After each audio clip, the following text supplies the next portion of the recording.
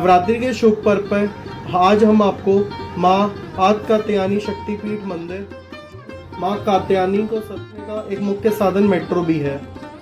1974 में संत बाबा नागपाल जी ने करवाया था। 70 एकड़ में फैले इस मंदिर परिसर में कई विशाल मंडी से करी गई है और आप रूप से अविवाहित कन्याओं के विवाह में आने की सच्चे मन से यहाँ पूजा करने पर विवाह संबंधी समस्याएं दूर हो तो माँ उसको सब कुछ प्रदान करेगी, उसकी सभी समस्याओं को दूर करेगी। कारीगरी करी गई है वह सब चांदी में है।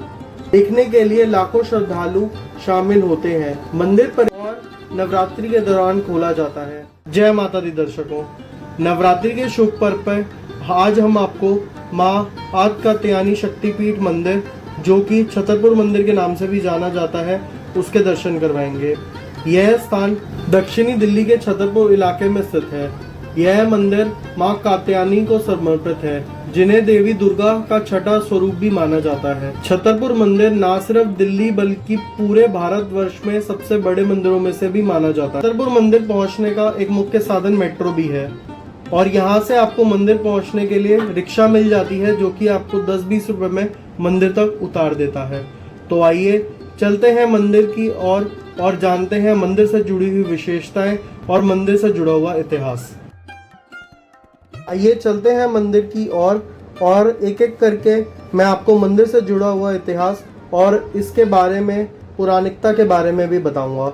देखिए कितना ही सुंदर सजाया गया है नवरात्रि के दौरान यह माँ का सुंदर दरबार। मंदिर के निर्माण की बात करें तो 1974 में संत बाबा नागपाल जी ने करवाया था। बाबा नागपाल जी माता कात्यायनी के परम भक्त थे और उन्होंने दिल्ली की इस भूमि पर एक ऐसे मंदिर की स्थापना की जो कि आने वाले समय में भक्तों की आस्था का केंद्र बन गया। तो आइए हम भी आपको एक एक करके मंदिर के दर्शन करवाते हैं। सबसे पहले आपको दर्शन होंगे शिव परिवार के। देखिए कितनी ही सुंदर अलौकिक मूर्ति है शिवजी जी, माँ पार्वती और गणेश जी की। आप भी दर्शन कीजिए और कमेंट बॉक्स में हर हर महादेव लिखना भूलिएगा मत। मंदिर से चलते हुए दूसरे मंदिर की ओर जाते हुए मैं आपको मंदिर से जुड़ी हुई कुछ विशेष बातों के बारे में बताऊंगा, गौर फरमाइएगा। करीब 70 एकड़ में फैले इस मंदिर परिसर में कई विशाल मंदिर और मूर्तियां हैं। यहाँ दक्षिण भारत और उत्तर भारतीय स्थापना शैली में सुंदर मिश्रण देखने को मिलता है। सुंदर बनाया गया है ये मंदिर। आप भी देखिए यहाँ पर हनुमान जी की प्रतिमा कितनी ही सुंदर है और ये राम दरबार भी देखिए कितना ही सुंदर बनाया गया है। बाहर की जितनी भी नक्काशी करी गई है ये है चांदी से करी गई है और आप देख सकते हैं कितना ही सुंदर और भव्य मंदिर बनाया गया है। राधा कृष्ण की मूर्ति को ही देख लीजिए, कितनी ही मनमोहक रूप है भगवान का। यहाँ की संगमरमर और चांदी से बनी नक्काशियाँ और सुंदर कलाकृतियाँ और स्वरूपों को मानो मन को मोह लेती हैं। ये आपको दर्शन करवाते हैं माँ कात्यायनी के उस स्वरूप के जिनको बाबा नागपाल जी ने मन में ध्याया था और जिनके परम भक्त थे।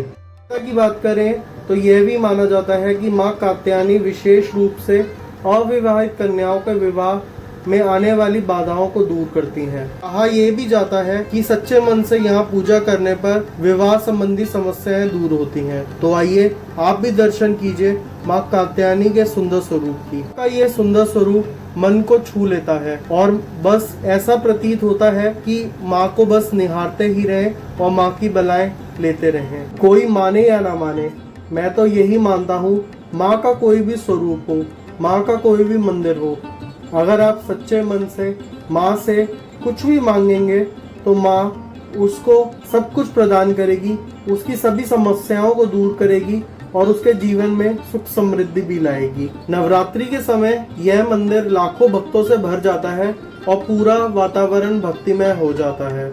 हम नवरात्रि से एक दिन पूर्व आए थे तो यहाँ पर नवरात्रि की तैयारियां चल रही थी। आइए अब आपको लेके चलते हैं माँ के उस सुंदर बैठक की तरफ जहाँ पर माता का शयन कक्ष है, माता का डाइनिंग हॉल है। यह सुंदर दृश्य जो आप मेरे पीछे देख रहे हैं यह माता का शयन कक्ष है। आपको मैं बता दूं कि माता का यह शयन कक्ष बहुत ही सुंदर बनाया गया है और इस पर जो भी कारीगरी करी गई है वह सब चांदी में है। और यह है माँ की बैठक।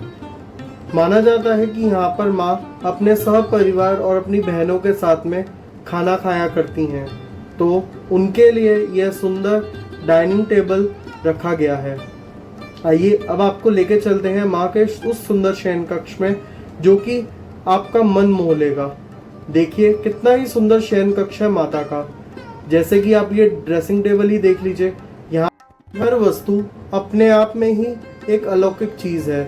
ये ड्रेसिंग टेबल पे रखी हुई वस्तुएं जो कि माता के साज श्रृंगार के लिए रखी गई हैं। यहाँ पर हर छोटी छोटी चीज़ जैसे कि लिपस्टिक पाउडर, हेयर ड्रायर और इत्यादि चीज़ें। माँ का सुंदर बेड देखिए कितना ही सुंदर है, दोनों तरफ शेर की आकृतियाँ बनी हुई हैं। माँ का सुंदर स्वरूप भी लगाया गया है। माँ के लिए सुंदर सोफा सेट भी रखा गया है। यह तो हम सब अपने सपनों में देखा करते थे। इतना सुंदर और भव्य माता का शयन कक्ष है, हमने अपनी आंखों से भी देख लिया।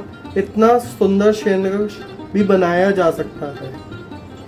वास्तविक तौर पे तो माता का शयन कक्ष शायद इससे भी सुंदर होता होगा, लेकिन हमारे लिए तो यह किसी राजे रानी के महल से भी अति सुंदर जगह प्रतीत होती है। दर्शकों, मेरे अनुभव से छतरपुर मंदिर को दिल्ली का महाकाल क्षेत्र भी कहा जाता है।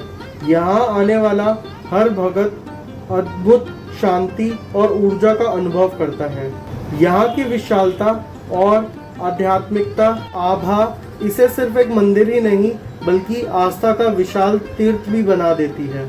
यह स्थान ईंट पत्थरों से बनी हुई ढांचा नहीं बल्कि माँ कात्यायनी के दिव्य शक्ति और भक्ति का गहरी आस्था का प्रतीक। इस शयन कक्ष में बाबा नागपाल जी की भी एक मूर्ति स्थापना करी गई है जो कि वैक्स स्टैचू प्रतीत होता है। यह सभी तैयारियां जो आप मेरे सामने देख रहे हैं, यह नवरात्रि के दौरान सुंदर सजाने के लिए और यहाँ पे भक्तों को नवरात्रि के आयोजन के लिए किया जा रहा है। दोस्तों, छतरपुर मंदिर की असली रौनक नवरात्रि के समय देखने को मिलती है। नवरात्रि पे यहाँ विशाल मेला लगता है जिसे देखने के लिए लाखों श्रद्धालु शामिल होते हैं। मंदिर परिसर में लाखों दीप और रंग रंगोलियां, लाइटें की सजावट होती है।